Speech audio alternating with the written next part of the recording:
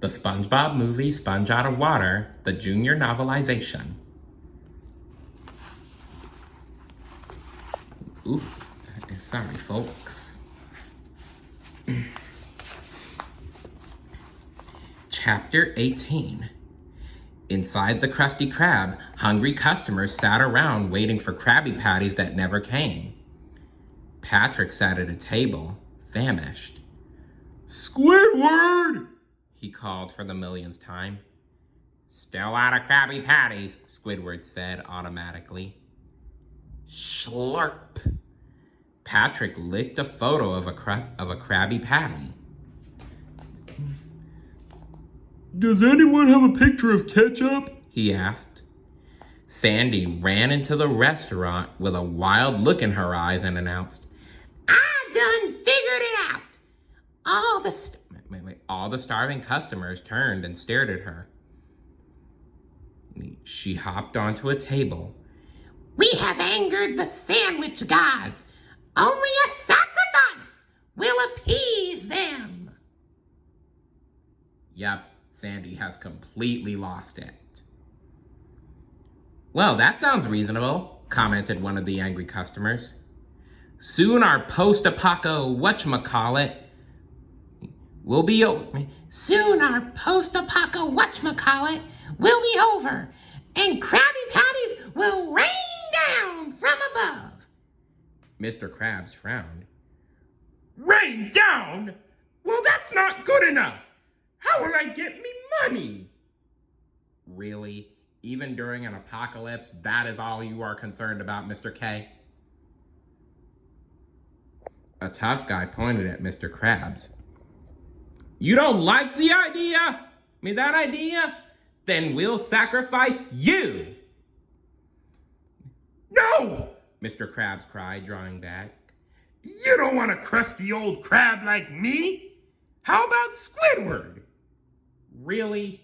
Putting Squidward on the spot again, Mr. K? What is wrong with you? "We'll sacrifice him too," the tough guy said. "Well, anything's better than working at this dump," Squidward said. The angry mob surged forward, grabbed Mr. Krabs and Squidward, and carried them out of the Krusty Krab. Mr. Krabs and Squidward screamed. Flash! Suddenly, the time-traveling photo booth appeared out of thin air. Astonished by the sight of the time machine, the mob dropped Mr. Krabs and Squidward. Then, the crowd parted as SpongeBob and Plankton emerged from the photo booth. "It's not a good idea to have a sacrifice on an empty stomach." He held up the bottle he'd grabbed from the safe. "Who wants a Krabby Patty?" The starving crowd cheered. "Hooray!" they shouted. "SpongeBob!" Mr. Krabs cried. "Is that me formula?" Overjoyed, he rushed to his loyal fry cook. "Oh, happy day!"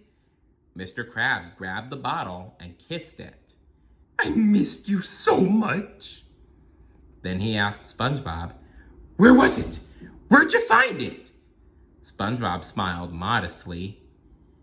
"Well, Plankton and I built a time machine out of an old photo booth, and then we added cheese," Patrick said. He's staring in the booth, and cheese, Patrick said, sitting in the booth and smiling for the camera. "Patrick, no!" SpongeBob cried. Too late. Vroom, vroom. The time machine vanished in a flash. Mr. Krabs addressed the crowd of hungry customers. "It's okay, everyone. The post-apocalypse is almost over. Ain't that right, SpongeBob?" Mr. Krabs triumphantly reached into the bottle, pulled out the piece of paper inside, unrolled it, and started to read. "Eugene, eat my subaquatic air bubbles. Love plankton? Mr. Krabs groaned. Plankton wheeled on SpongeBob. You grabbed the wrong bottle!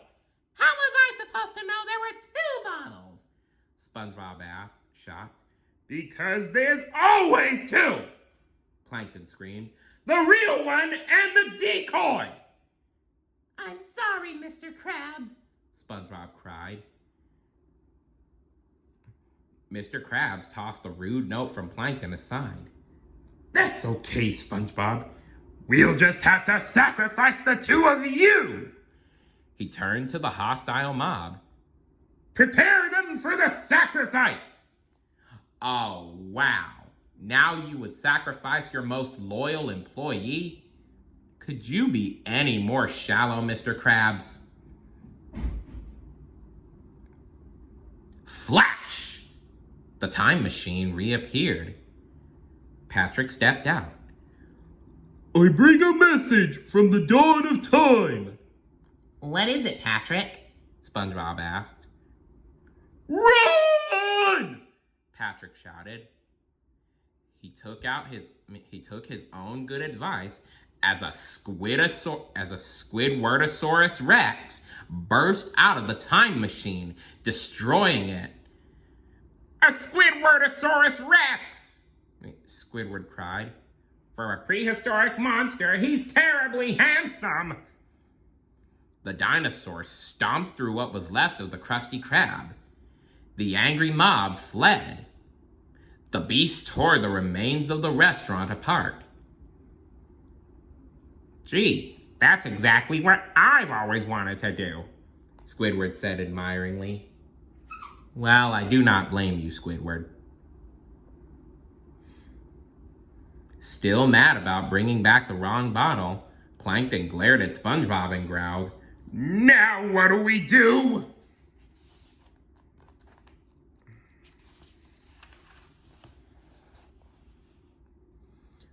Well, Plankton, I guess we failed to accomplish our goals.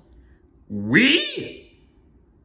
But even failure hurts a little less when you do it with a team, right? This is all your fault! Plankton yelled. Ooh, the crowd said.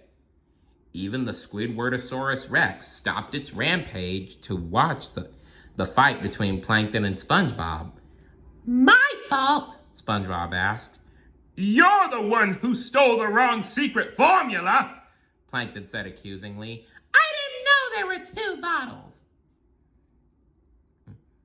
Of course you didn't, because you have cotton candy for brains. Ooh, the crowd said again. Plankton turned to them. No, seriously, he really does. Well, we wouldn't even be in this mess in the first place if you weren't so selfish and evil,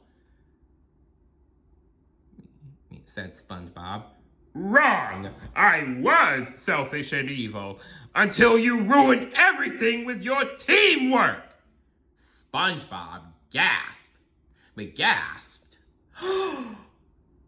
You're the worst teammate ever! Plankton ranted. I wish I'd never sung that stupid song with you. You take that back! You better take that back, Plankton. Come on, let's sing it again, Plankton said sarcastically. He started singing, Team jerks, team jerks, team jerks. Stop it, SpongeBob cried.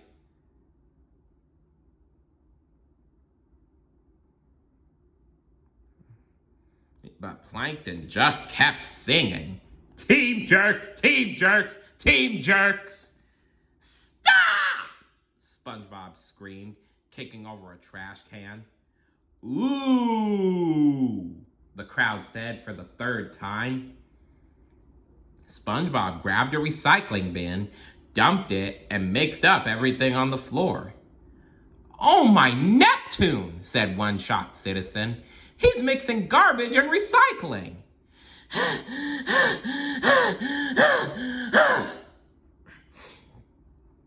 Panting and gasping, SpongeBob noticed everyone staring at him. He looked at himself. Look at me. Why, I've become like all of you. Savage, fear-ridden, and selfish. The angry customers looked at each other, feeling ashamed. An entire town full of formerly good citizens turned into heartless freaks. SpongeBob went on. Bent on their own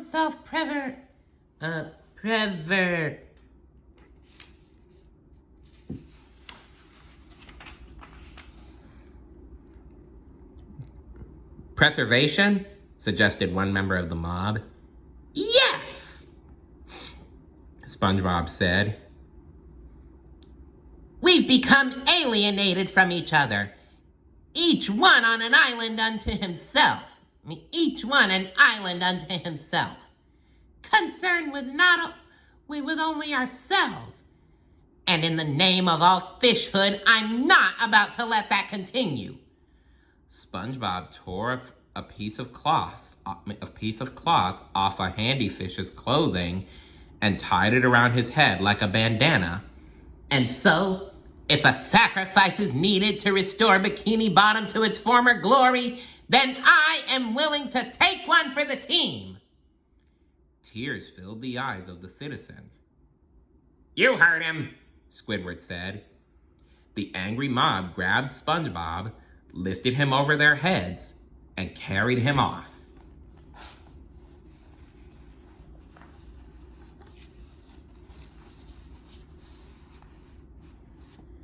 Stay tuned for Chapter 19. See you later. Bye.